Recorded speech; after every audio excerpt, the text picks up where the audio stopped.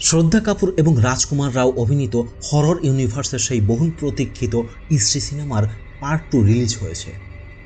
রিলিজের আগে থেকেই এই সিনেমা প্রেমীদের মধ্যে বিশাল হাইপ তুলেছিল। স্ত্রীর পার্ট 2 নিয়ে এলো এক নতুন ধরনের গল্প, যেখানে স্ত্রীর ভয় তো নেই, তবে এবার আছে মাথা কাটা নামক এক ভয়ালো দানবের তাণ্ডব। আগে যেমন প্রথম পার্টে স্ত্রী মধ্যপ্রদেশের চান্দেরি গ্রামের পুরুষদের তুলে নিয়ে যেত, এই পার্টে ঠিক তার উল্টো। এই সিনেমায় মাথা কাটা নামক সেই দানব চান্দেরির শিক্ষিত মুক্ত চিন্তার মেয়েদেরকে তুলে নিয়ে যাচ্ছে। কিন্তু কেন, এটাই তো দেখানো হবে এই সিনেমায়। এই সিনেমার ভালো মন্দ রিভিউ শেষে আপনিও বুঝতে পারবেন। এই মাথা কাটা দানব কে, চান্দেরি থেকে স্ত্রী যাওয়ার পর মাথা কাটা দানব কেন এলো, স্ত্রীর সাথে তার সম্পর্ক কি ছিল, এগুলোই দেখানো হয়েছে এই সিনেমায়।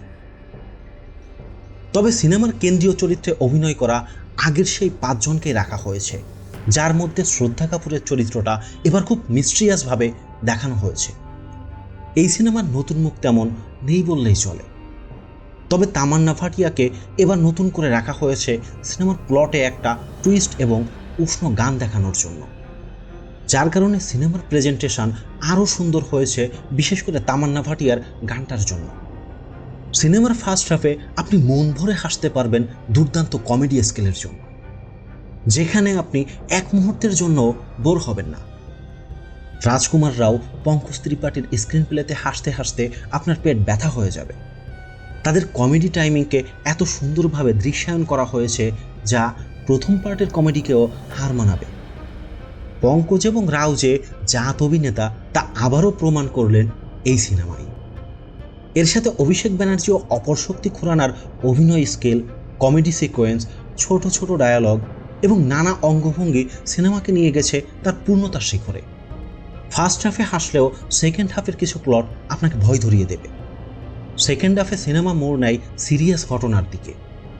এ সময় কমেডি কম, অ্যাকশন বেশি দেখা যায়, কারণ মাথা কাটাকে থামাতে না পারলে চান্দেরির কোনো মহিলা আর সুরক্ষিত নয়। আর সেই মাথা কাটাকে থামানোর জন্য সেকেন্ড হাফে নানা প্লট পরিবর্তন, কমেডি রোল থেকে সিরিয়াস মোডে নিয়ে যাওয়ার জার্নি দেখানো হয়েছে। এই সিনেমার ইমোশন আপনার মন ছুঁয়ে যাবে, বিশেষ করে ক্লাইম্যাক্সে এসে রাও এবং শ্রদ্ধার অভিনয় ও প্লট টুইস্ট। সবচেয়ে বড় বিষয় হলো শ্রদ্ধা কাপুরের রোলে যে মিস্ট্রি প্রথম পার্ট থেকে চলে এসেছে এবং এই পার্টে তা চরম পর্যায়ে পৌঁছেছে, তারও রিভিল করা হবে এই ক্লাইম্যাক্সে।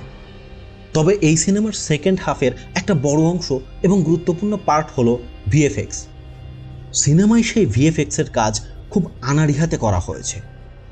সিনেমার ভিএফএক্স দেখে নর্মাল চিপ 3D গেমের কথা আপনার মনে পড়তে পারে।